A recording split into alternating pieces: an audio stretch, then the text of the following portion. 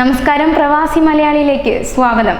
3 ദിവസമായി രാജ്യത്ത് തുടരുന്ന പ്രക്ഷോഭത്തിനും അന്താരാഷ്ട്ര തലത്തിൽ നിന്നുയർന്ന ശക്തമായ സമ്മർദ്ദത്തിനുമൊടുവിൽ യുക്രൈൻ യാത്രാ വിമാനം വെടിവെച്ചിട്ട സംഭവത്തിൽ ഉത്തരവാദികളായ സൈനികരെ ഇറാൻ അറസ്റ്റ് ചെയ്തു. 30 സൈനികരെ അറസ്റ്റ് ചെയ്തതായാണ് റിപ്പോർട്ട്. എന്നാൽ ഇക്കാര്യം സർക്കാർ സ്ഥിരീകരിച്ചിട്ടില്ല.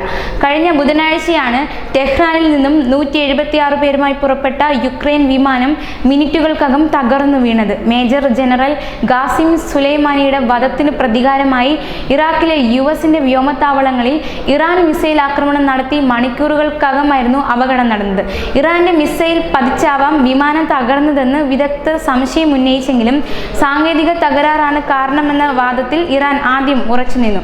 ഒടുവിൽ തെളിവുകളും എതിരായതോടെയാണ് ഇറാൻ അബദ്ധം സമ്മതിച്ചത്. സംഭവം അന്വേഷിക്കാൻ പ്രത്യേക കോടതി രൂപവൽക്കരിക്കുമെന്നും കുറ്റക്കാരെയെല്ലാം നിയമത്തിന് മുന്നിൽ കൊണ്ടുവരുമെന്നും ഇറാൻ പ്രസിഡന്റ് ഹസൻ റുഹാനി പ്രഖ്യാപിച്ചതിന് പിന്നാലെയാണ് സൈനികരെ അറസ്റ്റ് ചെയ്തെന്ന റിപ്പോർട്ട് പുറത്തുവരുന്നത്. സമഗ്രമായ അന്വേഷണമാണ് നടക്കുന്നതെന്നും ഒട്ടേറെ പേരെ കസ്റ്റഡിയിൽ എടുത്തിട്ടുണ്ടെന്നും ഇറാൻ നിയമവക്താവ് ഗുലാം ഹുസൈൻ ഇസ്മായിലി പറഞ്ഞു. അതേസമയം വിമാനം വെടിവെച്ചിട്ടതാണെന്ന കുറ്റസമ്മതത്തിന് പിന്നാലെ ഭരണകൂടത്തിന് നേരെ രാജ്യത്ത് ആരംഭിച്ച പ്രതിഷേധം ഇനിയും കെട്ടടങ്ങിയിട്ടില്ല. പ്രത്യേക സേനയെ ഉപയോഗിച്ചാണ് കഴിഞ്ഞ ദിവസം പ്രതിഷേധക്കാരെ ഒതുക്കിയത്.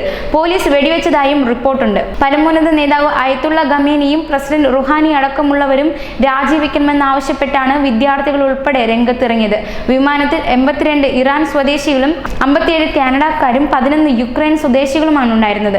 യുഎസിന്റെ ക്രൂസ് മിസൈലാണെന്ന് ധരിച്ചാണ് വിമാനം അബദ്ധത്തിൽ വെടിവെച്ചിട്ടതെന്നായിരുന്നു ഇറാന്റെ സൈന്യമായ റവല്യൂഷണറി ഗാർഡിന്റെ വ്യോമ കമാൻഡർ ബ്രിഗേഡിന്റെ ജനറൽ അമിറലി ഹാജി സദേഖ് കുറ്റസമ്മതം നടത്തിയത്. കൂടുതൽ പ്രവാസി വാർത്തകൾക്കായി ഈ ചാനൽ സബ്സ്ക്രൈബ് ചെയ്യുക.